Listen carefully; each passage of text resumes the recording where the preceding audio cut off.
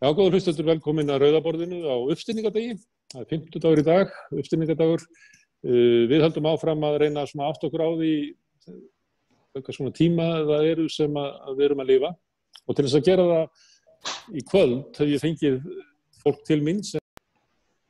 Já, góður hlustendur, velkomin að Rauðaborðinu á uppstigningadegi. Það er 50 dagur í dag, uppstigningadagur. Við höldum áfram að reyna að átta okkur á því hvað svona tíma það eru sem við erum að lifa. Og til þess að gera það í kvöld hef ég fengið fólk til mín sem allt tekur þátt í sveitarstjórn út á landi og við munum ræða sveitarstjórnarstigið, valdið heima í héraði, landsbyggðarstjórnmál og líka það að vegna þess að þau eru öll tilheyra frambúðum sem ekki svona fjórflokkurinn, ekki beint svona gömlu valdaflokkarnir heldur hafa orðið til í einhvers svona grasrót út á landi, þannig að við tölum kannski líka það, hvernig að búa til stjórnmál svona til hliðar við hinn formlegu stóru flokka. En þau sem eru hérna hjá mér eru Kristjana Baner sem er fulltrúi XL-listans í Rangárþingi eystra, hún er á Hvolsvelli eða einhvers staðar þar í grennd. Guðmundur Egill Erlendsson, hann er fulltrúi XL-listans sem heitir Við öll og er á Skagaströnd. Hildur Þórisdóttir, það er XL líka, það er Seyðisfjarðarlistinn. Og Kristjana Sigurðardóttir sem oftast er kölluð Ditta, hún er XL líka og héraðslistinn og ég held að þær séu búin að sameinast í Austurlistanum því það er búið að sameina þessi hérað og Seyðisfjörð, Djúpavog og Borgarfjörð eystri í eitt sveitarfélag. Og svo er Anna Lára Jónsdóttir, hún er á Ísafirði, XI heitir listinn hennar, Ísafjarðarlistinn sem er nú eiginlega orðin hálfgerð stofnunan, er gamall listi og líklega elsti af þessum listum sem eru hér. Og svo er Ingibjörg Guðlaug Jónsdóttir, hún er í Fjallabyggð, býr á Siglufirði og listinn hennar bar stafina XI. Ég býð ykkur öll velkomin. Ég ætla kannski að byrja á því að hluta til tilefni þess að ég kallaði á ykkur var að þegar ég hef verið að tala við yngra fólk þá er oft vísaðu mikilli vonbrigði með stjórnmálin og svona hálfgerðu óbragði. Það er tvíþætt, annars vegar er það að þau eru alin upp á nýfrjálshyggjutímanum sem stjórnmálin voru svolítið töluð niður, að tala niður að við gætum í sameiningu til ákvörðunum sveitarfélagið okkar eða landið okkar og byggðina á lýðræðislegu vettvangi og svo er hægt að koma frá markaðnum. En svo er það líka rosaleg vonbrigði með stjórnmálin og upplifun og miklum svikum. Og af því að þið eru stundir stjórnmál svona í nærsamfélaginu þá kalla ég ykkur til í svona lúmskri von að þeir myndu heila þetta unga fólk og segja okkur frá því hvað stjórnmálin geta raunverulega verið gefandi og góð. Ég er svona að leggja á ykkur svona áður ég fer hringinn og ég ætla að byrja að fara réttsælis hringinn í kringum landi frá Reykjavík og þá byrja ég á Ísafirði og það er Arna Lára. Hvað segirðu, hvernig stendur á því að þú ert í sveitarstjórnarpólitík? Hvað kveikt í þér? Já, bara takk fyrir að bjóða mér þátt. Ég hef nú alltaf haft mikinn áhuga á stjórnmálum og ungt fólk hefur nú verið mjög öflugt í stjórnmálaþátttöku allan á mínu heimasvæði og það voru náttúrulega menntskælingar sem vinnu sveitarstjórnarkosningarnar hjá okkur 95. Fönglistinn eða ekki? Fönglistinn, og það hefur nú verið rosalega svona grassarandi stjórnmálastarf bara í bænum lengi og ég hef alltaf verið með áhuga á stjórnmálum og náttúrulega alin upp á kvennalistamóður og ég er með mikið af sjálfstæðismönnum í minni fjölskyldu, þannig að maður alltaf verið í einhverju hálfgerðri baráttu, svona líka í fjölskyldubúðunum, þannig að þetta er alltaf verið einhvern veginn svona hluti af mínu lífi, en ég bauð mig fram 2006 og ég er á mínu 4. kjörtímabili og það er nú nokkuð afrek að ég er bara 44 ára og það er oft talað það að konur haldist ekki lengi í pólitík en ég er að reyna að afsanna það, ég er á mínu 4. kjörtímabili. Og búin að lifa af tvær kreppur. Já, algjörlega og bara ýmsa erfiðleika í okkar samfélagi hér í vestan og við höfum þurft að takast á við ýmislegt og þetta hefur reynst mér alveg gríðarlega góður skóli. og ég held að ég hef bara lært svo mikið af þessu, þetta er svo gefandi líka og líka erfitt. Já. En Ísafjarðarlistin, það svona eins og Reykjavíkurlistin, þetta VG og Samfylkingin í svona bandalagi eða þetta? Já, við höfum líka verið með Frjálslyndarflokkinn Sála og hann var með okkur á tímabili og svo eru Píratar með okkur núna og við höfum svona bara reynt að vera vettvangur þeirra sem eru ekki í þessum hefðbundum íhaldsflokkum og hann var nú settur fyrst og fremst á laggirnar til þess að reyna að velta íhaldinu og það tókst 2014 en þá hafði Sjálfstæðisflokkurinn setið hér við völd í samfleytti 27 ár. Þannig að þetta er nú kannski svolítið umhverfi sem við búum í. En það voru 4 góð ár þegar íhaldið væri minnihluta. En á ekki Ísafjörður að vera svona kratabær? Jú, það er svona gamla sagan, sko. Og við erum Rauðibærinn, en hann hefur bara ekki verið eins rauður síðustu áratugina. Hann var bara mikið náður fyrr. Já, og hann er blár núna. Nú er Sjálfstæðisflokkurinn í hann er það. Þannig að Sjálfstæðisflokkurinn fór og æfði sig til þess að vinna ykkur í næstu kosningum eftir að vistóttir. Já, þeir eru unn okkur reyndar ekki. Það var eiginlega Framsóknarflokkurinn sem tók á okkur manninn og myndaði svo meirihluta með Sjálfstæðismönnum. Þannig að þetta er eiginlega Framsóknarflokkum að kenna. Ok, þá fórum við í Húnaflóan Guðmundur Egill Erlendsson. XE, þetta er nú frumlegasta bókstafurinn. Við öll. Hvað fekk þið til þess að bjóða þið fram fyrir þennan lista? Þetta er eiginlega pínu saga. Ég er búinn að búa hérna núna í 8 ár. Kem frá Akureyri. Er þar borinn á Badvættir, reyndar búinn að stinga niður fæti held ég á flestum stöðum á landinu. Búið á Reyðarfirði og Tíma Hólmavík, Reykjavík, höfuðborgarsvæðið, reyndar allt held ég og svo var ég búinn að koma fyrir heima á Akureyri aftur í húsi sem við ætluðum aldrei úr við hjónin. Svo 2012 þá svona langaði okkur aðeins til að skiptum og hætta þessu harki, ég var í lögmennsku og prófa að hægja aðeins á okkur og réði mig til starfa á Skagaströnd.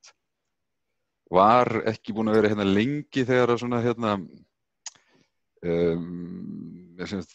kosningarnar 2014 þá er svona einhver undiralda í bænum, þá er búið að sitja sami oddviti, sami sveitarstjóri í svo tugum árum skiptir skilurðu, oddviti þar og undan var pabbi þáverandi oddviti og búinn að sitja þar sko í 32 eða 36 ári eða eitthvað algjör skilurðu þar og undan og mikil sjálfstæðismenn og þetta var svona, það var ekkert að gerast. Það voru meira að segja liði heilu kjörtímabil þar sem kom ekki mótframboð á þennan ágæta hálista sem er búinn að stýra held ég Skagaströnd bara, líkuðu frá því Höfuðkaupstað eða til eða því að dreifa sko. Og dugleg til hægri slagsíða þarna á þessu og það var farið af stað sem í það að búa til nýtt framboð og ég svona var búinn að loka konunni minni að hætta afskiptum af pólitík þannig ég var svona bak við tjöldin í því framboði með umtalsverðar reynslu reyndar frá Akureyri og svo eftir að því kjörtímabil. Þú hafði verið í framboði þar í sveitarstjórn á Akureyri eða hvað? Já, hafði tekið þátt í prófkjöri Sjálfstæðisflokksins fyrir einhverjum áratugum síðan og átti ekki upp á pallborðið hjá flokkseigendafélaginu enda fór ég úr þeim flokk með því að gefa út pönkplötu. Ég settist niður og skrifaði 11 pönkplötu og gaf út þarna 1. desember 2007 þar sem ég gerði upp Sjálfstæðisflokkinn. Þetta er nafninu Blái hnefinn. Og það var 11 pönkplata sem átti að gera upp hvern sveitarstjórnarmann eða bæjarmann, bæjarfulltrúa hjá Akureyrarbæ og það gekk svona ágætlega en Sigrún Björk fekk nú dálítið mikinn pakka þannig að við ákváðum að tróða ekkert meira inn á plötuna og höfðum bara mínútu þögn í lokin fyrir Framsóknarflokkinn en það var ekkert að gerast í honum þar. En við ákváðum, það var farið að stað með þetta framboð 2014, 2018 þá heltast úr lestinni þessi tveir sem höfðu setið í minnihluta þá, við náðum 2 mönnum inn af 5 í fyrirkosningunum og gerðum það saman núna síðast, reyndar var munurinn minni á milli framboðana og ætli við séum ekki bara í þessu til að vera mótvægi við bæjareigendafélagið. Ekki það að þetta sé endilega bæjareigendafélagið en það er svona að trufla pönkarinn í mér ef að menn sitja bara að köllunum og það ekki hróflaðin einu. Já, þannig að þetta svona uppreisnar framboð og þið myndu kannski fá sjokk ef að þið lentuð í því að þurfa að stjórna eða hvað? Ég ekki viss það, sko. Listin skipaður aðkomumönnum að mestu leyti og það í raun og veru kannski vel menntað fólk og allt vel gert fólk og það eiginlega vel gert fólk eiginlega sama hvar maður ber niður og ekkit minna hlutfall því Skagafirði en annars staðar, sko. En ég held að menn, sko, þyrfti ekki nefnilega að fá sjokk þó þau myndi lenda í stjórnunarsæti. Ég held að það eru bara öðruvísi áherslur, sko. Ég held að það eru lengri spottandi sem að menn ætla að toga í eða ætla að fá eitthvað í gegnum hana, sko. Ef það kemur nýtt fólk í brúnna. Ok, Ingibjörg, þú ert í Fjallabyggð, býrð á Siglufirði, frambóðið þitt hét XI, betri Fjallabyggð. Hvað fekk þið til þess að fara þar á lista? Já, ég hef nú alltaf haft mjög mikinn áhuga á stjórnmálum og einmitt alin upp á heimilega sem að var, svona fólk í ýmsum flokkum og alltaf mjög mikil stjórnmála umræða, í fjölskyldubúðum og svo framvegis, þannig að þetta bara lá beinast við. Svo lærði ég reynda líka stjórnmálafræði í kjölfari. En já, ég starfa alveg í 12 ár í Sjálfstæðisflokknum og sami senn úr honum 2012 eða 2011, já, og en ég flytt hingað til Siglufjarðar 2015, ég búin að búa 6 ár í Berlín og og bara hef alltaf haft áhuga á stjórnmálum og bara svona málefnum líðandi stundar og svona einmitt bara sem að gerast í bænum. Það var komið að máli við mig, kratarnir töluðu við mig, þeir vildu fara í blandaframboð og báðu mig að leiða listan og vildu hafa þetta svona, þetta væri óháð framboð. Og við buðum fram undir merkjum betri Fjallabyggðar, XI, gaman að fá listabókstafinn sem minn stafur, sem var enda bara algjör tilviljun, en var ekki bara ég sem réði því. En nei, þetta var bara mjög gaman og við erum bara, eru einnig aðalar úr Jafnaðarmannafélagi Fjallabyggðar á listanum, en svo líka bara óháðir. Og ég leiddi listan, en ég samt flokksbundin, ég Viðreisn. Þegar þú ert að tala svona áhuga á pólitík og ég geti svo spurt hvern sem af ykkur það.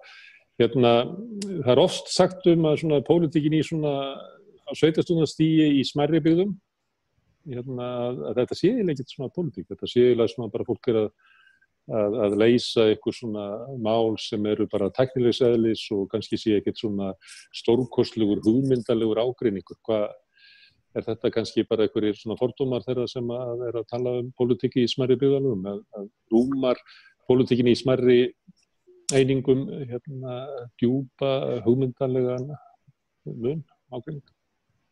Sko, mín upplifun hér dálítið þannig, sko. Mér finnst ekki vera mikill svona hugmyndafræðilegur ágreiningur og svona að maður sjá endilega svona flokkspólitískar línur þannig. Og það kannski kom mér mest óvart. Þó ég sé reyndar alin upp í smábæ, ég alin upp í Vestmannaeyjum og það náttúrulega bara krónudjásn Sjálfstæðisflokksins. Þannig að það var kannski ekkert mikið mótvægi þar, maður kannski heyrði ekkert mikið, en var í stúdentapólitíkinni og þar, svona fékk maður alveg svona vel smjörþefinn af það sem eru virkilega pólitískar línur. En mér finnst, það allavega mín upplifun hér, að þetta einmitt meira bara svona hvernig á að vinna málin og hvaða mála á að setja í forgang og svo framvegis, en í grunninn ekkert rosalega mikill ágreiningur þannig sé og sérstaklega ekki hugmyndafræðileg finnst mér. Þá förum við austur á land á Egilsstaði, þar hún Ditta, hún í héraðslistanum. Hvað kveikti áhuga þinn á pólitík, eða hefur kannski ekki áhuga á pólitík og dregin inn í þetta? Það dæmi það. Já, jú, vissuleiti var ég dregin inn í þetta, en oddviti héraðslistans, þáverandi oddviti, kemur að tala við mig og spyr hvort ég hafi áhuga að vera með. Og já, ég hafði það þegar hún kemur til mín, sko.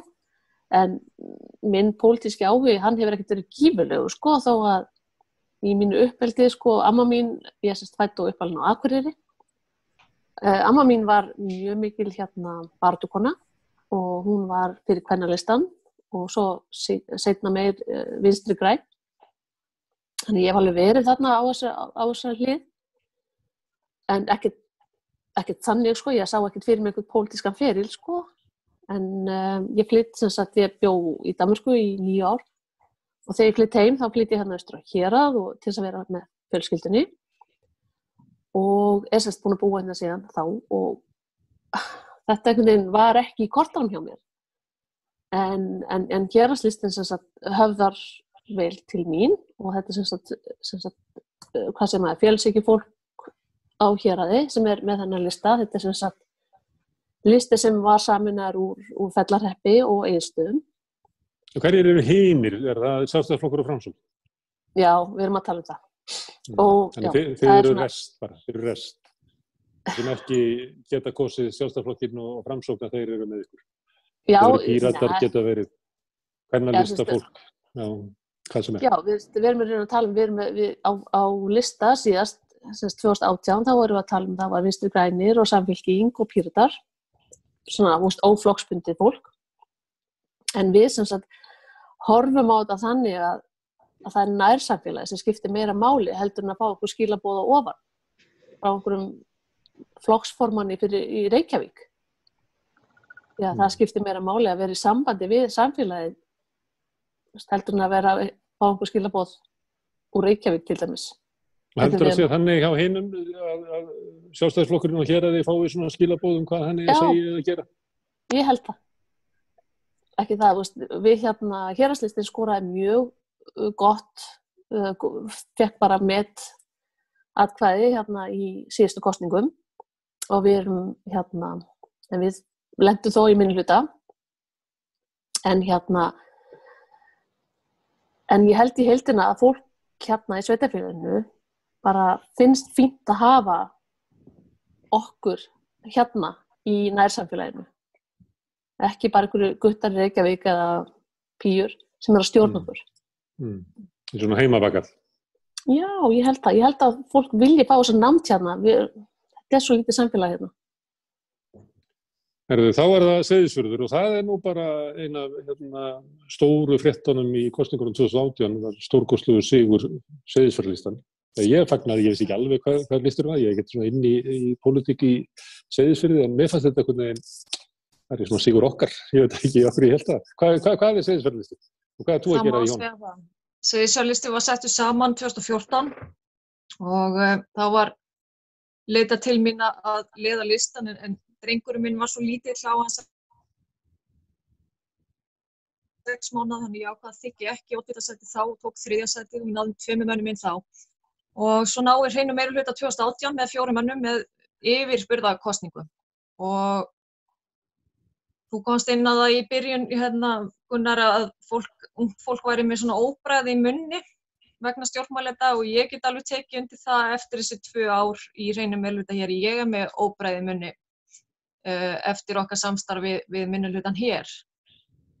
Framsókn og Sjálfstæðisflokkur höfðu ráðið hér ríkjum í 40 ár, skils mér, og var hún ofsalega mikil stöðnun og það var lítið sem ekkert samtal við bæjarbúa, þannig það kom mikið þreyta í íbúa og ákall á öðruvísi samtal og hvað maður að segja, bara öðruvísi áherslur og við lögðum bara upp með það að vera með breiðfylkingu af íbúum sem væri bara að vinna fyrir bæi sinn, algjörlega óháð flokkslínum og það sem við skæru okkur frá hinum flokkunum væri að við myndum vilja allt öðruvísi samtal við bæjarbúa sem við höfum síðan fylgt eftir og það er mjög auðvelt hér af því að þetta er lítið samfélag, þetta er bara 700 manna bær og við höfum gefið út reglu fréttabréf, við erum með mjög reglulega íbúafundi og kaffispjall og svo framvegis. Og það hefur bara mælst mjög vel fyrir og við höfum náð ótrúlegum árangri þrátt fyrir að ég geti sagt að öllum bráðum í bókinni var beitt til þess að fella okkur, sérstaklega fyrsta árið þegar við vorum svona blauta bak við eyrun að fóta okkur sem hreinn meirihluti. En stuttu eftir að þið vinnið þennan sigur og hafið þá tækifæri til þess að móta Seyðisfjörð eftir ykkar höfði, að þá sameinist þið í hinum sveitarfélögunum og kannski ekki líklegt að þið náið að hafa sambærileg áhrif á það var eitt af því sem að það er eitt af því sem að sko, við unnum okkur kosningabaráttu þannig að við héldum hvort það voru 4 eða 5 íbúafundir og tókum bara alla málaflokka sveitarfélaga bara mjög markvisst fyrir og söfnuðum upplýsingum frá bæjarbúum og það var bara mjög góð mæting og Seyðisfjörður þannig að fólki mjög duglegt að mæta, þannig að við fengum rosalega mikið af góðum upplýsingum og upp úr því unnum við okkar stefnu. Þannig að okkar stefna bara algjörlega frá grasrótinni. Við vorum að boða það sem að íbúar hér á Seyðisfirði vildu sjá gerast og það skilaði þessum árangri í mínum huga. Og eitt af því sem að fólk vildi sjá væri að skoða sameiningu við önnur sveitarfélög hér á Austurlandi og þá sérstaklega Fljótsdals hérað. Við vorum boðuð í þær sameiningaviðræður bara mjög fljótt. Það bara gerist þarna strax haustið. Og þá ekkert annað að gera en að vinda sér í það samtal og það var unnið mjög hratt, kannski hraðar en við áttum von á. En þetta það sem bæjarbúar vilja og sjá fyrir sér og þetta náttúrulega það sem kannski við þurfum að gera í þessum litlu samfélögum þar sem þarf að styrkja sveitarfélögin og styrkja sveitarstjórnarstigið. Þú komst inn á heimastjórninar áðan, það var svona ákveðin prófsteinn í þessari sameiningu þegar vegalengdirnar eru mjög miklar og það svona eitt af því sem mun vera svona ákveðin lykill í nýja sveitarfélaginu að heimastjórnar muni virka í reynd en verði ekki bara svona til skrauts eða til málamyndan. Heyrðu, Kristíana, þú ert á Hvolsvelli í Rangárþingi eystra, XL-listinn, sem að bjóða fram sem mótvægi á móti mitt Sjálfstæðisflokki Framsókn, eða ekki? Og þú ert ekki bara í jaðri stjórnmálana, þú ert innflytjandi á efsta sæti, er það ekki? Já. Þannig að, hvert var erindi, af hverju, segðu okkur frá því, hvernig stendur það því að þú ert oddvitinn í þessu framboði hinna?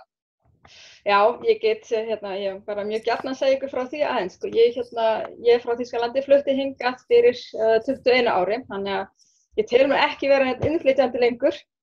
Þetta tilheyrir bara þessu samfélagi. Ég hef líka búið bara hér í sama sveitarfélagi allan tímann.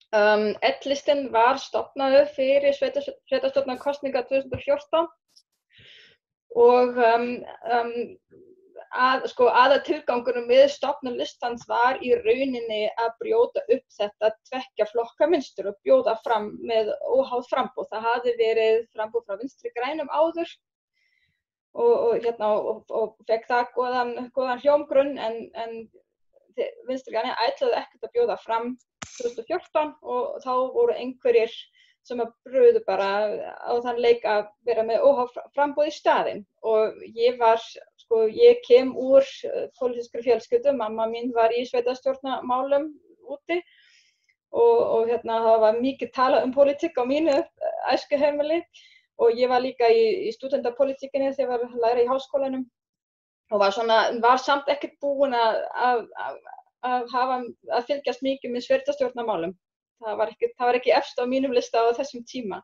Svo kemur bara aðrir til minn sem stóð fyrir þessu framboði, einn af þeim og spurði hvort ég vildi vera með og það hljómaði spennandi en ég sagðist ekki til að vera í fremstu röð. Ég var í öðru sæti til að byrja með en við fengum svo í þessum kosningum einn mann inn í sveitarstjórn en sá maður flutti svo í burtu bara eftir eina mánuði þannig að ég bara röglast inn í sveitarstjórnina nokkuð hálf óundirbúin. Ég ætla að leyfa mér að fylgjast með kannski 1 kjörtímabil og færa mig svo ofar en það var ekkert úr því. Og svo buðum við aftur fram 2018 og það var sama niðurstaðan, við fengum einn mann inn þá líka og þar ég. Og hinir eru með 3 og 3, þannig að þið gætu verið mynda meirihluta með hvorum sem en var ekki myndað meirihluti hjá gömlu flokkunum. Þannig að þú ert eini minnihluta. Það var það sem gerðist. Það var svo sagt, þeir fengu, það 7 manna sveitarstjórn hjá okkur og sjálfstæðismenn eru með 3 sæti og Framsókn líka með 3 sæti og svo ég ein og ég eins og segir ein í minnihlutanum. Það sem sagt gekk ekki upp að taka þátt í stjórnarmyndun að sinni. Var það reynt eða leituðu þeir bara hvort til hans? Já, það var reynt bara að það náðist ekki saman. Við vorum að reyna að ná samstarfi við aðalega sjálfstæðismönnum en það var bara eitt stórt málefni sem okkur greindi á og sem við ætlum ekkert að víkja frá og það bara náðist ekki saman. Má ég spyrja hvað það Það snerist sveitarstjóra stöðuna. Við sem sagt við erum þeirra skoðuna að það eigi að ráða sveitarstjóra, að hann eigi að vera ópólitískur, en sjálfstæðismenn vildu endilega fá sitt sveitarstjóra efni sem sveitarstjóra sem að hann allavega þá fyrstu 2 árin, að það standa fyrir sveitarstjóra skipti hjá okkur núna, bara í byrjun júní eftir 3 vikur eða svo. Og þarna var bara grjót í grjót, má bara segja. Þannig að það snerist svona persónuleg mál og persónulega metnað, kannski frekar en hugmyndir, hugsjónir. Já, ég bara get ekkert svara því nákvæmlega hvað það var. Ég skildi ekki alveg, já, eins og segja, ég skildi ekki alveg hvað annað ætti að standa bak við það heldur en þessi persónulega málefni. Það var reyndar þannig að sjálfstæðismenn unnu stór sigur í kosningunum 2018. Það má alveg segja það að það voru framsóknarmenn voru alltaf í meirihluta, voru meira að segja bara ein í meirihlutanum á kjörtímabilið þar á undan og höfðu verið áður og þannig að sjálfstæðismenn unnu bara stórkostlegan sigur í þessum kosningum og sem tengdist kannski þessari persónu, þessu sveitarstjóra efni. Það voru rökin þeirra fyrir því að hafna því að er ráðin fyrir sveitarstjóri. Arna Lára, þetta eiginlega mistakast hjá mér að láta ykkur segja söguna stjórnmálunum í svona nærsamfélaginu og til þess að kveikja trú hjá unga fólkinu að stjórnmálun geti verið fögur. Því að það kemur fram svona inn í þessu sögum að það eru átök við gamlar valdablokkir, það persónulegur metnaður, við náttúrulega fylgst með í vetur að sveitarstjórinn hjá ykkur var látin fara og það var talað eitthvað svona unduróður oddvitan sem að sá fyrir sér að hann geti verið þar og þetta kannski bara verra á litla sviðinu heldur en á stóra sviðinu? Alþingismenn að fjalla núna bara einelti og bara eitthvað leiðindi inn á vinnustanum hjá sér? Nei, ég veit ekki hvort að maður sé komið bara með þykkari skráp, Ég upplifði ekki svona rosalega neikvætt, En það kom upp erfið mál, þá erum við náttúrulega í litlu samfélagi og það verður kannski aðeins erfiðara fyrir vikið. En svona almennt séð bara góð samstæða í sveitarstjórninni en þú veist, maður veit alveg á hvað takka maður á íta, maður vill ná upp góðri umræðu þegar maður er í minnihluta og þú veist, maður hefur leikist að því að taka upp umræðu kvótakerfi þegar maður vill aðeins vera að pota í þau og veist, maður gerir það stundum þegar maður vill fá svona alvöru pólitísku umræðu, en almennt séð erum við bara nokkuð samstiga í þessu. Við höfum náttúrulega ekki úr miklu að spila, en við erum ekki að tala að við sem að reisa knattspyrnuhallir í hverjum firði eða neitt svoleiðis. Við erum bara að reyna að gera einhvern veginn það mest úr því sem við getum og svona, þannig að við erum svona þokkalega samstiga, en það kom alveg erfið mál og þetta var ekki gaman að upplifa þessi bæjarstjóraskipti í okkur í upphafi árs og við vorum í miðjum klíðum að reyna að rétta flatiri og við erum enn að gera það. Þannig að þetta var bara hræðilegur tímapunktur og bara ekki gott mál og ekki gott ímyndamál fyrir okkur, því að við viljum þetta vera svona samfélag sem gott að vera í og svona. Þannig að mér fannst þetta, þótt ég hafi nú ekki átt hluta máli, þá fannst mér ekki gott að vera hluti af bæjarstjórnum þarna, því að þegar við erum að tala bæjarstjórnuna og meirihlutann þá vorum við öll sett undir sama hattinn. Þannig að þó sem maður eigi ekki endilega hluta máli. En ég segir bara alltaf við ungt fólks og að stjórnmálaþátttaka er bara gefið mér alveg svakalega mikla reynslu og er gefandi sem ég hef ekki viljað vera án. Þannig að ég er bara almennt að reyna að hvetja fólk til að taka þátt. Og þannig að þetta er bara svo gaman líka og bara líka sjá hlutina gerast í svona litla samfélagi. Þannig að maður hefur þetta gerir svo hrætt þegar maður er svona nálægt manni. Þú talar svolítið þitt sveitarfélag eins og þeir séu því svona í vörn. Já, við höfum verið það, alveg. Má ég spyrja bara ykkur hinn, upplifið þið það að ykkar sveitarfélag sé svona í vörn? Að landið sé að þróast eitthvað og ykkar byggðarlög kannski séu frekar skilin eftir eða þau þurfið að hafa mikið fyrir því að fá að fljóta með hversu sem að landið er að fara? Ég held að þetta sé alveg akkurat lýsing, raunsönn lýsing.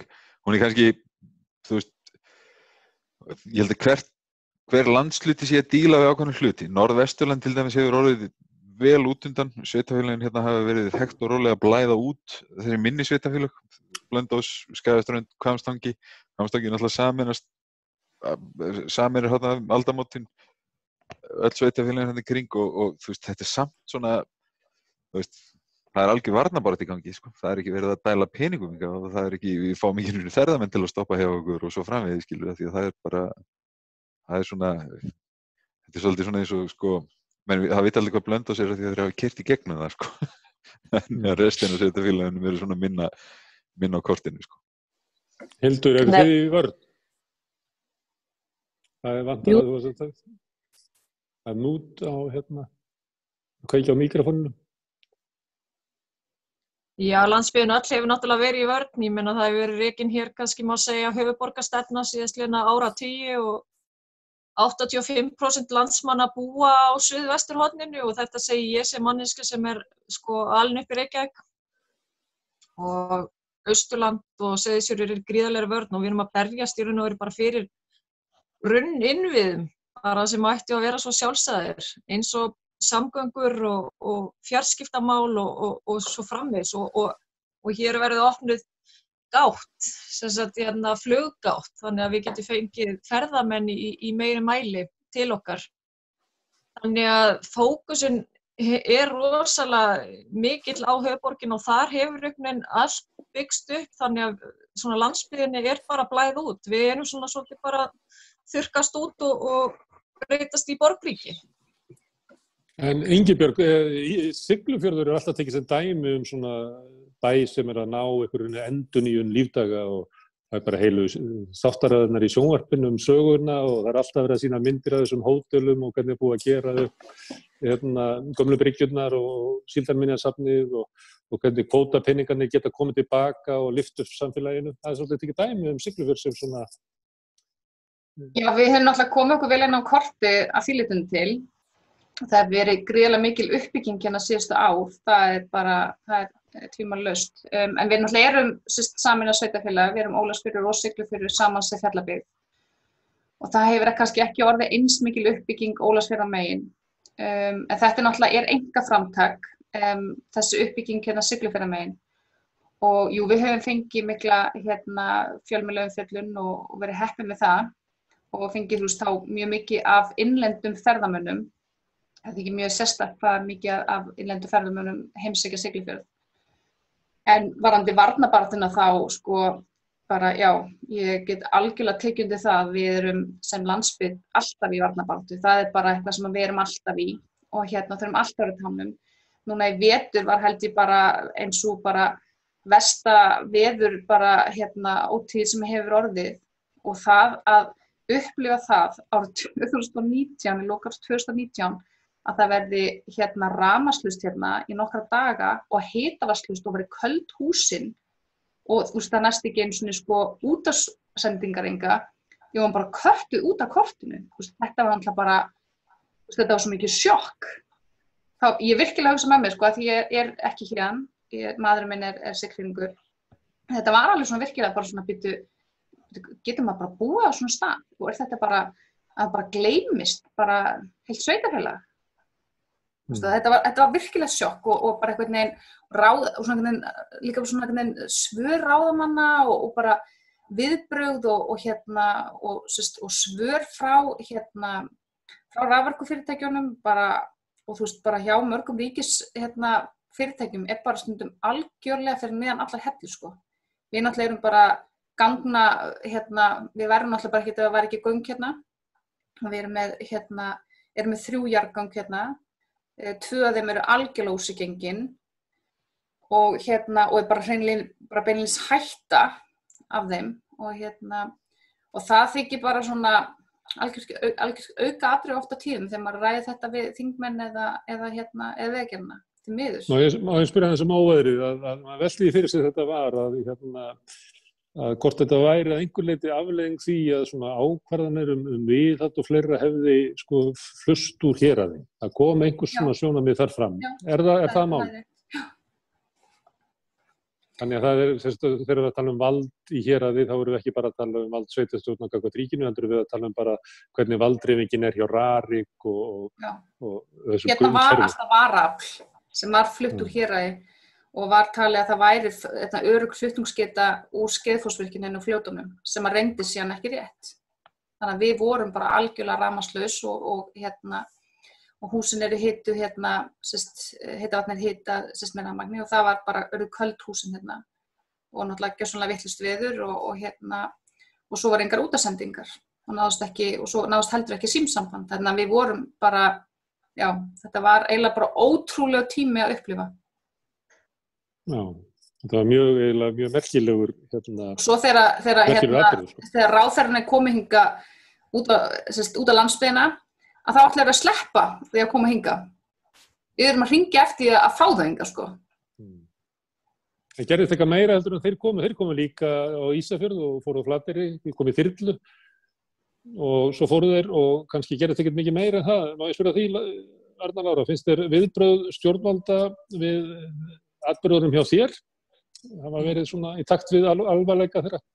Já, sko, við náttúrulega höfðum þetta pínu áhyggjur af þessu. Það var náttúrulega farið strax í aðgerðir og svona komið nákvæmlega fyrir hvað þetta gera og svo náttúrulega kemur bara upp COVID og núna er náttúrulega svolítið okkar að fylgja þessu eftir.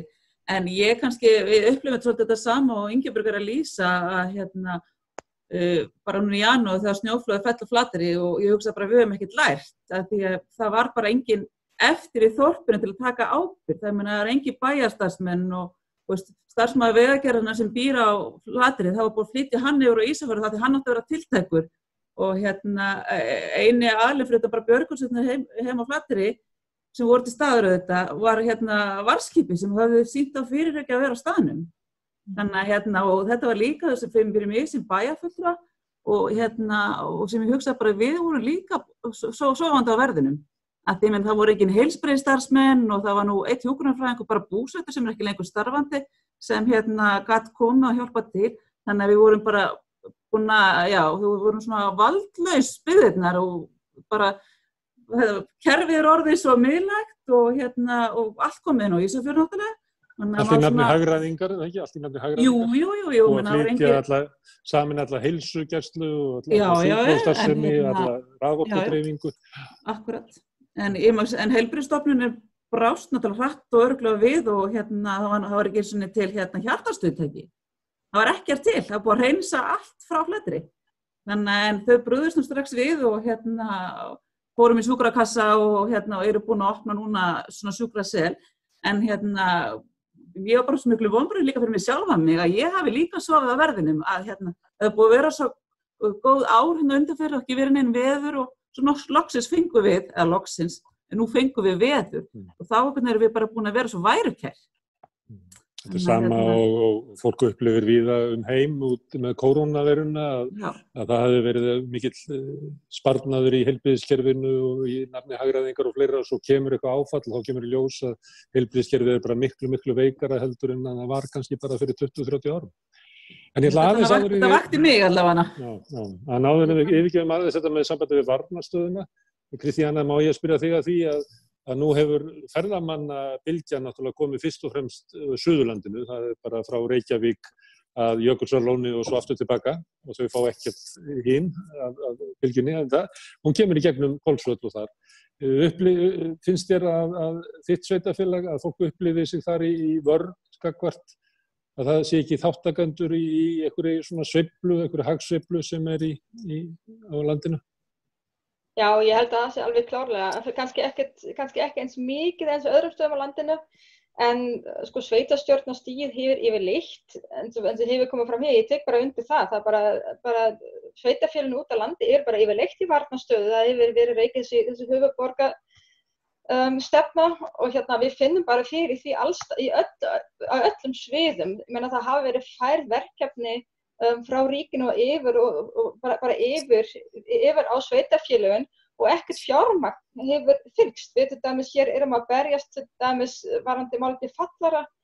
Það er hér stórt mál fyrir okkar sveitarfélag þó við höfum stundum ágætis fótum fjárhagslega séð og hagkerfið er alveg að virka en þau okkur sko. En þessi hlutir eru bara ekki alveg í lagi og við erum alltaf að berjast fyrir slíkt sko.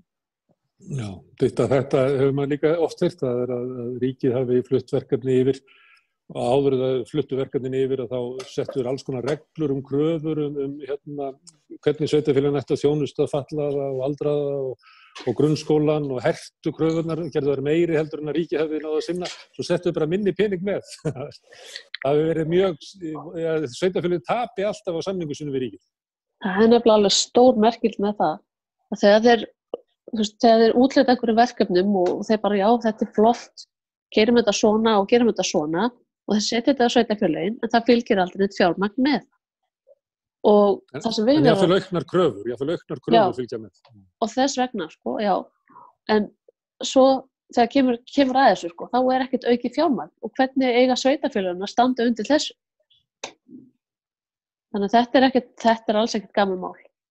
Það er líka mikill munur kemur í ljós núna í kreppunni þar sem að ríkið raunverulega getur prenta peninga því að þau ráða krónunni, geta mætt þeim áföllum sem þau þurfa að sinna.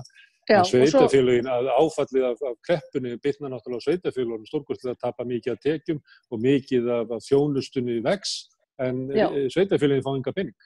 Nei, við erum að tala um eins og ástandið er núna, þá er skerðing bæði með útsvar og frá jöfnunarsjóði. Þannig að þetta er ekkert gaman mál þegar við þurfum að fást við þessu málefni sem ríkið er búið að setja á okkur. Það er engin af sveitarsjóðunum sem að þið eru tengist sem er í góðum málum er það? Er það flestir sem eru í frekar þröngu búi eða hvað?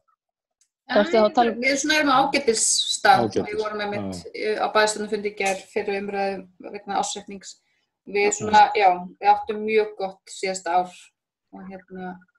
og ferðamannaiðnaðurinn bara því miður hefur ekki náð að byggjast eins mikið hér á Norðausturlandi, bara vegna eins og þið fyrir austan, ég meina, við erum að berjast til að fá fluggátt inn norður, ferðamennir voru náttúrulega bara á suðvesturhorninu, við erum verið að minna að fá þau, en vissulega finnum við náttúrulega fyrir því í einhverju leyti, en við erum ekki svona, atvinnulífi okkar er ekki að mestu leyti byggt upp ferðaþjónustu hér. Nú spyr ég hver var það? Nei, það er að sama hérna. Við lendum ekkert eins illa í eins og sveitarfélögin fyrir sunnan. En talandi mitt þetta að vera alltaf í vörn. Nú erum við Hildur búin að saminast með Borgarfirði og Djúpavogi og það er verið að tala alltaf við sem í vörn sem við vissulega erum en nú erum við í sókn. Sameina sveitarfélag, við erum í sókn. En ég ætla að koma með spurningu eins og Reykjavíkur. Nú er mikið rætt misvægi atkvæða og það sé eiginlega ólíðandi, þetta er ekki mína skoðanir, þetta er bara enduróma eitthvað sem sagt það er ólíðandi hvað landsbyggðin hefur miklu fleiri þingmenn og atkvæði, er ekki tekið dæmi að Vestfirðingum viktar 3 sinnum og 4 sinnum meira heldur en fólksins í Garðabæ. Ef þetta er svona, hvernig stendur þá á því að þið upplifið það að það sé verið að taka af ykkur allt vald ef að síðan Reykvíkingunum upplifa það að landinu sé meira minna stjórnað af landsbyggð og þingmönnum? Kaldhæðnislegasta svarið náttúrulega fyrst og fremst að þetta ekkert landsbyggðarþingmenn. Sjáðu lögheimilisflakk miðflokksformannsins gegnum tíðina og þú veist, þegar að þingmenn eru búin að sitja inn á þingi eins og Steingrímur J. Sigfússon, þá hann ekki landsbyggðarmaður lengur, skilur. Hann búin að vera þarna fyrir sunnan, skilur, í 40 ári eða hvað hann búin að vera, skilur. Það vallan stíginn í fæti á Austurlandinu nema það bara rétt í sumarfrí, þá það, skilur. Það í raun og veru engin tenging, sko. Norðvesturland til dæmis díla við það, skilur, að allir þingmenn Norðvesturland, skilur, koma meira og minna frá Akranesi eða Borgarnesi, skilur. Það í sjálfum sér engin tenging hérna við svæðið, sko. Það sé svona kómískasta en raunsannasta svarið, sko. Það líka blasi við að ég meina höfuðborgin öll stjórnsýsla og þjónusta og náttúrulega bara mannfjöldin hefur aukist þar gríðarlega og meðan það fer alltaf á landsbyggðinni, þannig að þetta augljóslega ekki að skila sig til okkar það sé svona mikið landsbyggðarfólki á þingi. Það í stefnu stjórnvalda að það sé ákveð hluti ríkistarfa sem eru störf án staðsetningar. Við sjáum þessi störf aldrei koma hingað. Þeim er bara að fækka, við sjáum bara niðurskurði. Samt nýtir maður hvert einasta tækifæri þegar maður hittir ráðherra og þingmann til þess að ræða störf án staðsetningar, en við erum ekki búin að sjá neitt gerast ennþá í þeim efnum, þannig að þessi áhrif sem verið að gagnrýna, þau ekki að skila sér á landsbyggðina, einhverju hluta vegna. Ég tek alveg undir þetta. Mér finnst einmitt sko, það sem kom mér mest í opna skjöldu því ég á fyrsta kjörtímabilinu mínu, að það var þessi þegar var verið að hitta þingmenn og ráðherra kjördæmisins. Ég bara trúði þessu ekki. Það fór maður með eitthvað svona skjal sem maður kalla svona bænaskjali, svona óformlega. Og þetta er bara eitthvað skjal sem er bara lítilega uppfært ár frá ári því það virðist aldrei neitt tikkast út af því, sko. Og svo situr maður einhvern veginn og þeir á bekk og maður bara nánast bara please nenni að muna eftir okkur. Þetta er gjörsamlega taktlaust og svo algjörlega úrelt og þetta var ekkert samtal, sko. Maður stóð þarna upp og hélt einhverja ræðu fyrir þessa aðila og þú veist, raunin ætti náttúrulega að vera í hina áttina, sko, bara hvað þú að gera fyrir okkur, sko, eða hvað þið að gera fyrir okkur og okkar, skal ég segja, sveitarfélög. Ég tek undir með Ingibjörgu. Það bara, við mæltum með það plagg, sko, og lögum þetta fram og við erum að tala það alltaf sömu atriðin á plagginu. Já, alltaf. Alltaf, þannig að það bara, já, þannig að þetta var ekkert nýtt þegar við mættum á fundi, sko. Ég verði eitthvað að ferðast skosku eyjarnar og Skotland og þá þegar maður kom inn til dæmis í Orkneyjar að þá var þar í Hjaltlandseyjar að þar var skrifstofa þingmannsins við aðaltorgið. Þar vinnur hann, sko, af því þetta er einmenniskjördæmi og þá var svona hugmyndir að þingmennirnir séu fulltrúar fólksins. Þeir eru með skrifstofu í kjördæminu. Við okkur svolítið öðruvísi hugmynd að við erum með ekki fulltrúa okkar, heldur erum við að kjósa, við erum ekki að kjósa sko erindreka okkar, heldur fulltrúa sem eiga að taka ákvarðanir fyrir okkur af sinni dómgrind. Þannig að það er kannski munurinn á þessu. En Reykvíkingar upplifa að þetta séu landsbyggðarþingmenn, en þið upplifið ekki að þetta séu ykkar þingmenn.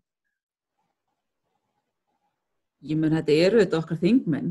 Þeir eru það, en veist, já, ég meina, þeir eru það, en ég held líka að þeir séu líka bara oft í baráttu bara í sínum flokkum fyrir málunum. Ég held að þetta er ekki allsstamt fólk, hreint ekki, en ég held bara að þeir eru allir vilja gerðir, en svo bara mæta þeir á þingflokksfundi, veist, með ykkur það þarf að laga þennan veg og hinn veginn og það vantar jarðstreng hér og það bara, þar lenda þeir á fyrsta vegnum, sko. Já, það er ekki til peningar. Ég held að það sé líka hluti af vandanum, sko. Það er kannski fyrst og fremst að við séum að upplifa að þetta sé ekki að skila miklu til landsbyggðarinnar, sem að svona kannski endurspegla það að það sé kannski, ég veit ekki, ég meina, blasir það ekki við og það er kannski bara svolítið svona stóru og sterku fyrirtæki sem að stjórna pólitíkinni hér alveg svo annars staðar í heiminum og þau eru ekki á landsbyggðinni, þau eru á höfuðborgarsvæðinu. Þannig við erum ekkert að sjá að þetta sé að skila neinum sérstökum árangri þó að sé mikið að góðu fólki inn á þingi fyrir landsbyggðina. Það kannski annað. Eitt hérna hvernig valdið flyst í gegnum svona stjórnkerfið og lýðræðisvettvanginn, en síðan flyst líka vald með atvinnulífinu og til þess að Vestfjörðum, Vestfirðingar þekkja það mjög vel hvaða áhrif það hafði á samfélagi þegar kvótinn fór, þar sem að kannski ég þetta ekki bara helmingurinn af kvótunum sem hefur eiginlega farið og það náttúrulega fer gríðalegt afl út úr byggðarlögunum með þessu. Víða sér maður kannski það sem áður voru sjálfstæð fyrirtæki sem að voru starfrækt innan bæjanna að það orðið meira og minna útibú sem að eru kannski sjávarútvegurinn tengist einhverju öðru byggðarlagi og kaupfélagið farið og komið krónan sem tekur ákvarðanir í Reykjavík og þar fram til götunum. Það hefur líka orðið svona valdatilflutningur frá landsbyggðinni að þessu leyti, þar sem að ákvarðanir framtíð samfélagsins ekki teknar innan þess, heldur kannski á skrifstofu fyrirtæki sem bara langt í burtu, út í Evrópu. Við erum til dæmis bara með skýrtæmi það bara til dæmis á Þingari í fiskvinnslunni þar, sem hún byggð upp á byggðakvóta frá Byggðastofnun og það engin stjórnandi í fiskvinnslunni, það bara myndavélar, svo bara fólk bara á línunni og það engin samfélagsábyrgð, það öllu stýrt bara frá Kópavogi. Þetta svona kannski skýrasta dæmi hvað þetta orðið, þetta orðið bara absúrt verði að segja. En það náttúrulega kannski verið okkar stóri, þetta verið svona okkur erfast, það þetta kvótakerfið og það hafði gríðarlega áhrif á okkar byggðir og nú erum þetta fást við afleiðingar þess að reyna að búa til eitthvað nýtt, að reyna að breyta samfélaginu þannig að við séum ekki svona háð einhverju fyrirtæki og gengur svo sem kannski, það gengur hægt en gengur þó eitthvað, en það svo erfitt að vera í þessari stöðu að vera háð einhverjum atvinnurekanda og eiga allt undir honum. En það sem skiptir svo miklu máli að við séum með bara fjölbreytta atvinnu og fjölbreytt störf, þannig að við lendum ekki í þessum sveiflum. Ég veit ekki hversu oft ég sitja svona krísufundi að því eitthvað fiskvinnslufyrirtæki og útgerðarfyrirtæki að fara á hausinn. Það bara fjölmargir svona fundir. Og þá Byggðastofnun að koma inn með einhverju 600-700 tonn og reyna að bjarga þessu og bjarga hinu og þetta ekki skemmtileg hlutin á stjórnmálunum. En það skemmtilegur að vera í eitthvað svona uppbyggilegir verkefnum. En Þannig þetta spurning, Skagastrandir náttúrulega dílaði við það að það var selt fiskvinnslufyrirtæki á kvótinni í burtu, hann fór bara yfir Þurrafjallið yfir í KS, Ég held að ég veit ekki hvort maður á fabulur eða hvort Greinvíkingar séu með rétta svarið, að eiga þetta bara sjálfur skilur og tryggja það í raun og veru að það séu þá lokal fyrirtæki sem að haldi vinnslunni þarna áfram. Við vorum líka með heimamann á Flateyri sem seldi 3.000 tonna kvóta og fór í Hafnarfjörð, Þannig að við hefum líka dæmi það. En í Grenivík þá eiga þau bara sveitarfélagi á kvóta. Sveitarfélagi, Já, ég ætla að leyfa mér að vera bara frekar jákvæð. Ég svona það eðlisfari varðandi atvinnulíf á landsbyggðinni. Ég svona sérstaklega eftir núna þennan COVID-tíma og tíma fjarvinnunar, ég held að þetta gæti alveg orðið tækifæri fyrir landsbyggðina að stempla sem verðin á kortið og sérstaklega fyrir ungt fólk sem bara, maður að sé bara bugað, bara búa á höfuðborgarsvæðinu, bara í streitunni og stressunni og bara fjárhagslega bara byrðar að sliga það, að það sé hægt að vinna vinnuna annars staðar og í rólegra og öruggara umhverfi og barnavænna. Ég bara sjálf dæmi það, ég vinn fyrir fyrirtæki Reykjavík og COVID sýnir okkur það að við getum flutt eiginlega úr borgin yfir í skýið og þá getum við búið hvað sem og það er náttúrulega ég vinn bara heima og svo fer ég inn í fyrirtæki að vinna. Þannig ég held að sé alveg tækifæri þessu. Þetta snilda koncept Ég bara persónulega skilur við þá ég að vinna hjá stofnun sem náttúrulega með höfuðstöður í Reykjavík. Í þessu COVID-tímabili þá leiði ég með það að fara yfir á þingir og vinna þar í 10 daga, skilur. Það var dásamlegt, Já, ekki. Jú. Varstu í Blábakkanum? Varstu í Blábakkanum? Ég var bara heima að þið, Herðu, nú langar við að pröfa að spyrja ykkur að einu. Það er sum ykkar lýsa svona samskipti við þingmennina eins og það séu svona svolítið aðgreindir heimar og svo kannski koma þingmennindi fram einhvers staðar á opinberu vettvangi og að tala svona fyrir hönd landsbyggðarinnar en eru kannski ekki með raunveruleg svona tengsl við landsbyggðina. Það líka Þeir eru að tala hvernig það margt að breytast eins og Ingibjörg var að tala áðan, að landsbyggðin að breytast mikið, en kannski eru stjórnmálin svolítið svona stöðnuð í því hvað eru landsbyggðarmál. Og svo þegar kom kosningar þá koma stjórnmálamenn og kasta eitthvað að þeir eru á móti Reykjavíkurflugvelli eða flutning Reykjavíkurflugvelli eða eitthvað, kasta inn eitthvað svona þekktum landsbyggðarmálum sem eiga að sýna að þeir standi með landsbyggðin á móti Reykjavík eitthvað svoleiðis. Stundum velti með þeir fyrir sig hvort að vanti ekki svona eins og pólitíska endurnýjun út á landi, að pólitíki sem verið að tala sem landsbyggðarpólitík kannski endurspegli ekki, hvað er að segja, vonir og væntingar þeirra sem að búa út á landi, að það þurfi kannski svolítið að hugsa bara landsbyggðarpólitíkina upp á nýtt og þá er ég alls ekki að tala að bakka eða viðurkenna tap eða eitthvað svolítið þvert á móti, að sé einhvern veginn hægt að sækja fram frekar heldur en að vera með þessi að þið voru tvö sem að nefndu að þurfa að sækja, koma með bænabréf að ávarpa einhverja þingmenn, að þetta er ekki alveg svona eðlilegt ástand. Þetta virkar ekki svo lýðræði eða kraftmikið samfélag. Þarf endurnýjun stjórnmálana út á landi? Það er kannski bara endurnýjun varðandi hvernig hlutverkin eru, eins og ég nefndi áðan. Mér finnst það eitthvað svona dæmi sem kannski þurfti að hugsa upp á nýtt að þeir séu, þeir eru málsvarar okkar inn á þingi og þeir ættu kannski að hugsa meira hvað eru þeir að gera fyrir okkur en ekki að spyrja hvað geta gert fyrir okkur og við vitum aldrei neitt meira,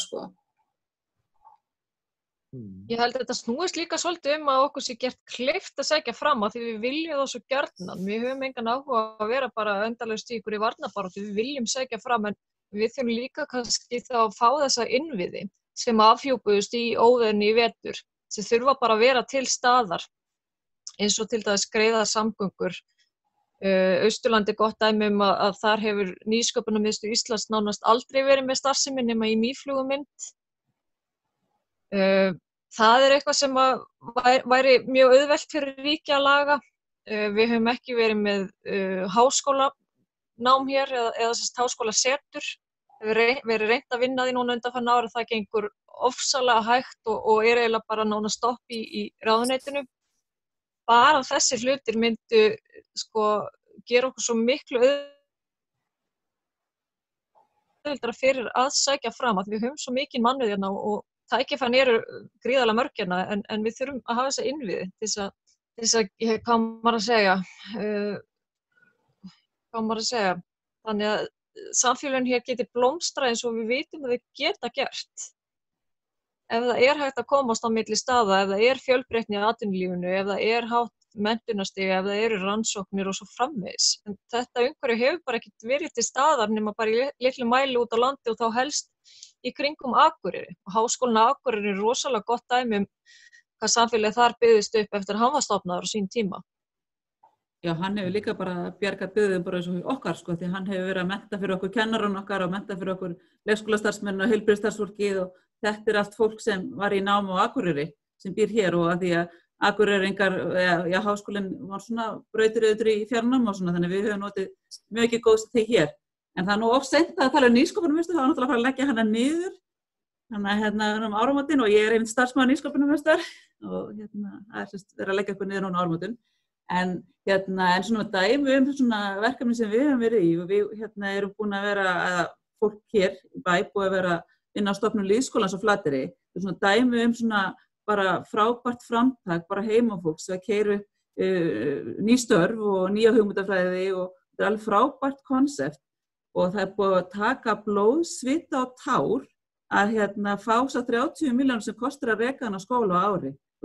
Og sama tíma er verið að setja 800 tonna byggðakvóta inn sem dæmi og sem gerir lítið sem ekkert en það eru bara þurft þvílíkt átak að fá 30 milljónir til að reka þennan skóla sem býður upp á nám fyrir ungt fólk. Þannig við höfum verið með 20-30 ungmenni sem vantar inn í öll þessi samfélag okkar og þetta er að breyta staðnum og það er samt ekki alveg nógu mikill skilningur að við þurfum að fara í svona verkefni.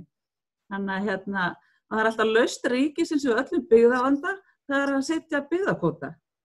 Og þannig að það þarf nú líka aðeins að endurnýja hugsunina við Austurvöll.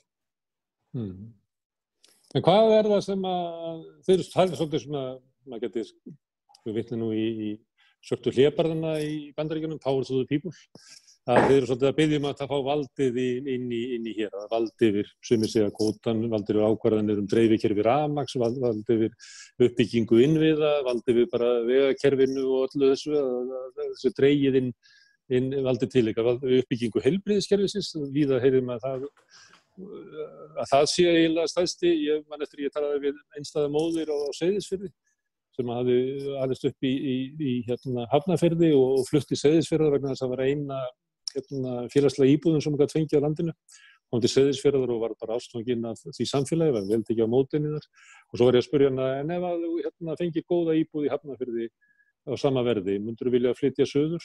Og þá sagði hún já, og ég sagði af hverju? Af því að barnið mitt veikt og ég þarf nær heilbrigðiskerfinu. Og svo spurði maður, en ef að heilbrigðiskerfi myndi þjónusta líka landsbyggðina, en ekki bara landsbyggð þetta koma suður til þess að leita læknishjálpar. Myndu þá vilja búa okkur stanna myndu búa á Seyðisfirði auðvitað, sagði hún. Þannig að þetta margflókið og svona. Þannig ef ég mætti biðja ykkur að velta aðeins upp, hvað væri mest áríðandi að fá ákvarðanavaldið heim í hérað? Í hvaða sviði? Er það heilbrigðissviðið? Er það atvinnulífið? Er það bara uppbygging innviða? Er það menntakerfið? Er það nú er opið, óskalisti, gjör svo vel. Þú ert að meina ákvörðunarvaldi ekki rekstrarábyrgð? Nei, bara það hvernig til dæmis Rarik byggir upp sitt dreifikerfi, hvernig heilbrigðisþjónustan byggð upp, hvernig menntakerfið byggð upp. Þannig að þið talið svolítið að þessu þolandi ákvarðanir sem teknar annars staðar. Ég held að fyrst og fremst skilur við verið kannski líka að horfa á samgöngumálin. Ég held að það með eiginlega telja það upp bara samhliða heilbrigðiskerfinu skilur við. Ekki fastur læknir í Húnavatnssýslunum skilur við en það er flökkulæknir hérna. Veginir eru hinn í sundur og svo framvegis skilur við en þetta allt, þarna ákvarðanavaldið náttúrulega allt á höfuðborgarsvæðinu og allt á veginni og svo eru settar einhverja samgönguáætlanir inn og það ítrekað verið að taka skilur við vandamála vegi eins og bara Vatnsnesvegin eða Skagastrandarvegin eða hvað sem við getum tekið sem dæmi og það er alltaf verið ítæði aftar og aftar. Það kemur ný samgönguáætlun og hann kemur alltaf upp skilur við Skagastrandarvegur og þeirri samgönguáætlun en hún ná kannski gilda í 4 til 8 ára eða eitthvað og svo verið ítt alltaf aftar En með að mennir að fara að leggja einhverja 100 milljóna í borgarlínu og svo framvegis og það sé að einhverju leyti skilur framkvæmd sem á vegum sveitarfélaginu á höfuðborgarsvæðinu þá það samt ríki sem að fara að borga stóran hlutthæðir og maður veltir því fyrir sér skilur það er bara vel, það getur allir verið í strætó í Reykjavík en það getur það ekki búið á landsbyggðina meðan skilur með fuglinn fljúgandi. Ég vilja fá yfirráð yfir auðlindunum okkar. Segir Vestfirðingur, við höfum ekki giskað á að Vestfirðingur segja þetta. Já, ég myndi alveg sjá það fyrir mér og ég sagði ég kæmi þeim peningum bara í virkilega góðu not. Það er rosalega áhrif sem að tilflutningur á kvóta hefur haft á Vestfirði. Það alveg bara... Ja, við erum svolítið brennumert að því. Ég tek undir þetta að heilbrigðiskerfið og samgönguna sé alveg rosalega lykilatriði í að landsbyggðin hreinlega bara fá að blómstra því hér, lífsgæðin hér eins og kom inn á fyrir engu lík. Bjó í mörg ári Reykjavík og mér ólst þar upp og meðan ég var að mennta mig og alveg barn hér og fá alveg upp sér barnina bara algjör forréttindi. En leið og þarft á læknisþjónustu að halda það einfaldur hlutir eins og koma barninu sín til augnlæknis. Ég þarf að fara suður með stráki mína því að nota gleraugu. Þetta er eitthvað svo fráleitt Ef mér myndi langa í meira nám, þá hef ég svona mjög lítil tök á því hér.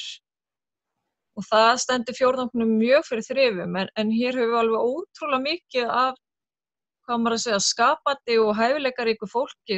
Það vantar bara þessa sterku innviði sem skipta máli þegar fólk að velja sér búsetu, því að flestir vilja þetta einfalda, streitulitla, bara góða líf sem við eigum út á landi, en eru á sama tíma að leita að sterkum innviðum og það er þar sem við verðum undir. Akkurat. Já, ég tek undir með Hildi. Mér langar aðeins einbrá sem einmitt þegar fólk að leita, vill sitja stað út á landi, þá horfir það í skóla og leikskóla og í heilbrigðiskerfi og samgöngur. Þannig að Já, þetta ég er bara alveg í basicinu, bara raforkumálin bara, það sé bara öryggi sem bara svo galið ár 2020 að maður skuli í alvörinu þurfa að vera að ræða þessi mál. Það bara svo gjörsamlega absúrt og eins og ég nefndi áðan þetta ástand þarna í óveðrinu í lok árs 2019 að það var ekki bara þetta ástand, heldur voru við sko eins og það gerðist bara aldrei eins og oft eins og núna í vetur að við vorum gjörsamlega inni lokuð hérna í firðinum. Það var bara að loka báðum megin við okkur. Þegar veginn svo slæmur. Almenningarnir náttúrulega bara alveg að hrynja út í sjó, vestamegin við okkur og svo austamegin við okkur í Múla, sést í vegurum sem náttúrulega bara mjög mikil snjóflóðahætta. Og ég man ekki alveg nákvæmlega tölunar hversu, þetta var bara eitthvað algjört met hversu oft má loka. Og þetta náttúrulega bara ekkert bjóðandi. Það langar engum, þetta ekkert eitthvað fyrir harða vetur sem maður veit ekkert hvernig veturinn verða, en þetta ekkert eitthvað gott í eitthvað markaðsátak fyrir sveitafélagi, sko, að búa hér og komast aldrei í burtu og eins og segi, við vantar að komast eitthvað til læknis eða vegna vinnu, kannski vinnurinn á Dalvík eða eitthvað. Þetta bara ekkert bjóðandi. Okay, en Reykjavík og landsbyggðin, Guðmundur sagði bar saman framkvæmdir við vegi í sínu héraði við borgarlínu. Er hægt að ræða þessi mál svona á þess að tala þennan samanburð? Ég veit ekki hvernig þetta í Reykjavík, hvort að menn sé að tala að nú við að leggja bundið slitlag einhvers staðar á Barðaströndinni, væri ekki nær að leggja það í borgarlínu. Ég heyri það síður, sko. Er kannski verið að spila á fólk með því að vera alltaf með þennan samanburð? Þú reyndar heyrir... Þetta svo, maður veltist út fyrir hver óvinnurinn? Er það alþýðan í Reykjavík eða einhver annar að gabba ykkur? Ég reyndar held að sko, þarna vantar svolítið upp á, sko, bundið slitlag á Barðaströnd, prófaði að segja jarðgöng á Austfjörðum eða jarðgöng á Vestfjörðum og athugaðu hvernig viðbrögðin verða á höfuðborgarsvæðinu, það náttúrulega alveg kostulegt, sko. Þú veist, þá bara, hvað verið að grafa jarðgöng? Það eru, 1500 mann sem búa þarna á öllu svæðinu, skilur eitthvað svona, þú veist. Þetta mjög fljótt að koma upp í þessum pakka, sko, að það verði alltaf svona þessum í þessum fröðum. En þetta ekki bara töð svona aðeins í einhvers staðar í, hvað heitir það, á svona, það sem að menn að skrifa komment svona undir fjöstir? Er þetta svona... Virkur í athugasemdum. Já, er ekki svona almenn sátt bara að það eigi að laga vegakerfið þarna? Er ekki allir flokkar á þingi hrópa húrra og er þetta raunverulegt? Þessi andstaða Reykjavíkur við landsbyggðina? Ég held hún sé raunveruleg, fólk fer vel með það, þú er ekki að segja þau upp á, hvað er verið að bora göng fyrir 1500 manns, fólk segir þetta. Já, alveg. Þannig að þið eru second-class íbúar í huga Reykjavíkinga? Já, þú myndir kannski ekki orða það þannig, en það er náttúrulega bara að nota peninga sem fólki, það sem flestir eru, þetta eru rökin sem við erum alltaf að fást við. En jú, vissulega. Bara lítill skilningur á aðstæðunum sem við búum við að því að flestir sem búi í Reykjavík og nú býr mikið af mínu fólki í Reykjavík, það er rosa mikið bara að koma á sumrin og þegar allt í blóma og sér ekki aðstæðuna sem við búum við á veturna og eru einhvern veginn ekki í tengingu við þennan raunveruleika sem við búum við, eru bara svolítið föst í sínu. Þannig að ég held að það vanti fyrst og fremst skilningin.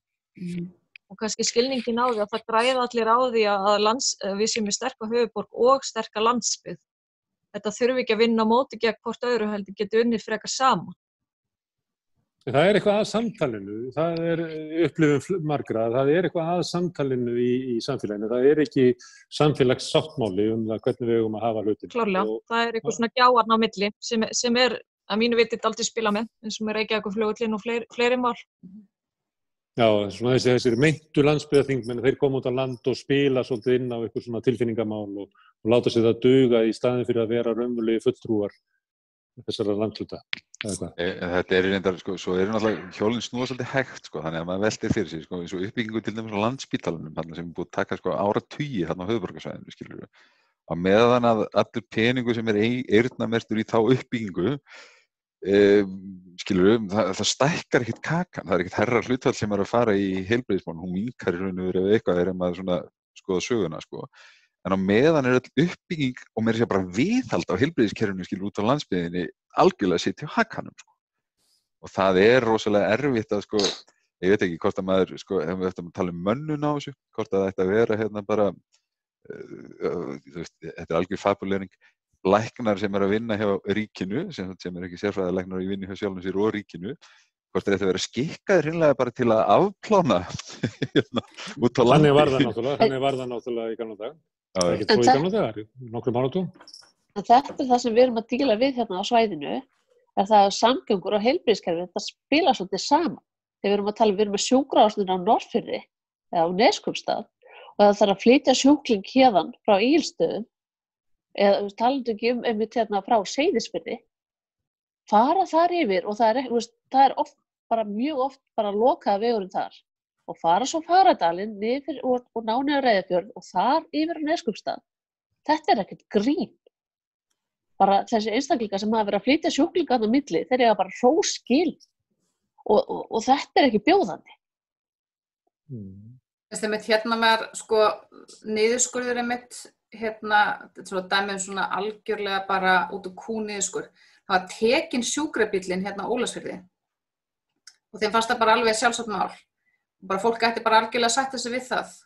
Þetta náttúrulega orðin öldruð samfélög og minna ef það verður eitthvað slys eða eitthvað akút inn á Ólafsfirði, það alveg 20 mínútur korter í gegnum göngin sko, hérna á milli. Og þú veist, hérna heilsugæsla, eða var náttúrulega sjúkrahús en heilsugæsla í dag, en þú veist, þú ert klukkutíma inn á Akureyri. Og þú veist, ef það ekki neitt sjúkrabíll akkurat á svæðinu, þú veist, þetta svona algjör vanhugsun hann í gangi. Mjög. Og eins og núna, sko, eitt af fagnaðarerindunum sem við erum hérna fyrir austan, það er komið sjúkrabíll á Borgarfjörð. Og við erum að fagna þessu, þetta einhver hluti sem eiga að vera sjálfsagðir. Ok, má ég bæta við einu, af því að ég svona að reyna að skilja ykkar stöðu. Þið talið hérna, ákveðna fjarlæg okkar þingmönnunum og svo veist, mikið af valdi flutt úr stöðunum. Og svo verður maður varfið, heyrir maður af svona, það sé svona tvískipta fylkingar, erfitt samtal. Þeir sem eiga að halda upp í samtalinu í samfélaginu náttúrulega fjölmiðlar, fyrst og fremst. Það það sem við tölum saman og reynum að skilja hvort annað og spegla okkur hvort í öðru og þannig að þar getur orðið til svona vitund fyrir sameiginlega hagsmuni og hvernig við erum að gera það. Hvernig upplifið þið fjölmiðlana, Morgunblaðið, Ríkisútvarpið, Fréttablaðið, stóru fjölmiðlana? Þetta bara fjölmiðlar fyrir sunnan? Sko, allan að ef við tala fyrir okkur hér þá þetta Ríkisútvarpið með fréttaritara. Hún var nú búsett á Ísafirði ekki núna, heldur svo síðasta og það við vorum duglega að koma í Landánum og svona, við erum þetta þannig fólk og en við vorum með fréttaritara. En núna fréttaritarinn búsettur á Akranesi, þannig að hún gefur að skilja ekki eins mikið hér eins og svo sem var hér áður. En já, við erum þetta svolítið skrýtnafólkið, sko. Þannig að svolítið þannig fréttir sem birtast af okkur. Það náttúrulega alveg geggjað ef fólki hérna fyrir sunnan í Silfrinu og í Kastljósi en þið fáið að vera í Landanum sem svona skrýtið. Já, akkurat. Mér finnst Landin alveg frábær þáttur. En það kannski svo okkar vettvangur. Mér fannst góð samlíkingin, ég man ekki hvað ég las þetta, hvort það var á Twitter eða eitthvað líka, að með Gísli Marteinn, það var í svona samfélagsmyndin fyrir höfuðborgarsvæðið og bara tala alltaf við sama fólki úr sama hverfinu og en Landin svona, það eru við landsbyggðartúltuna sko. Hinn Gíslin. Já, hinn Gísli. Þetta maður tekur alveg eftir. Mér finnst þetta svolítið svona birtingamynda sko, að við getum ekki verið í sama þættinum sko, eða skiljuðu, þetta svona. Ég meina það heyrir til utantekninga ef það er manneskja frá landsbyggðinni í Silfrinu eða í þættinum að skýrsla. RÚV svona reynir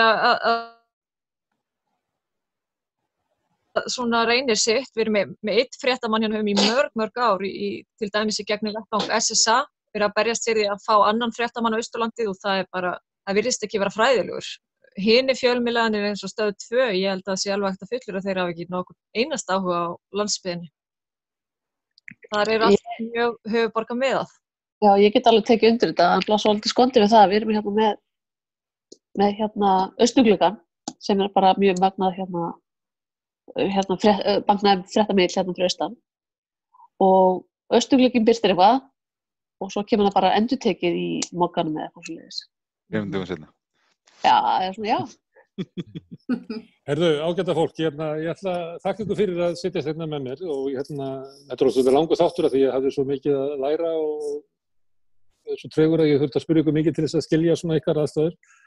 Mér finnst að sé alveg augljóst að það vantar umverulega eitthvað svona grundvöll þar sem að fólk hittist og ræðir þessi mál á ykkur svona. Ég hvet ykkur til þess að búa það til, ég held að sé bara sögulega hlutverk ykkar að búa til svona samtal á milli ykkar, þessu miklu líklegri til þess að ná þessu samtalið þvert á allt heldur en gömlu stofnanir eins og Sjálfstæðisflokkurinn og Framsóknarflokkurinn sem að þið eru flest að glíma við, að þið eruð raunverulega skyld þótt að þið kannski fást við ólík markmið. Þetta er svona, ég legg þetta á ykkur. En ég kannski fái að heyri ykkur aftur seinna og reyna að þroska aðeins þessa landsbyggðaumræðu við rauða borðið. Þetta er risamál, þetta er grundvallaratriði til þess að við náum einhverjum samfélagssáttmálum að byggja hér upp gott samfélag, er að við búum til eitthvað sem að landsbyggðin og höfuðborgarsvæðin getur sammælst að gera, á meðan við erum að fara eða teljum okkur vera að fara með ólíka hagsmuni í sikkur áttinu, þá náttúrulega mun ekkert gerast þetta. En ég þakka ykkur kærlega fyrir, Ingibjörg Guðlaug Jónsdóttir á Siglufirði, Arna Lára Jónsdóttir á Ísafirði, Kristjana Sigurðardóttir Ditta á Egilsstöðum, Hildur Þórisdóttir á Seyðisfirði, Guðmundur Egill Erlendsson á Skagaströnd og Kristjana, hún þurfti að sinna barni og er farin núna en hún er á Hvolsvelli og ég þakka ykkur aftur kærlega fyrir, hlustundu fyrir að gefa okkur eyra og svo sjáumst við aftur hérna á morgun að þá mæta hingað þjóðhagsráð Rauðaborðsins, hagfræðingarnir Ásgeir Brynjar Torfason, Ólafur Margeirsson og Guðrún Johnsen og við ræðum þá kreppuna og hvernig hún mun bíta okkur. Takk fyrir það.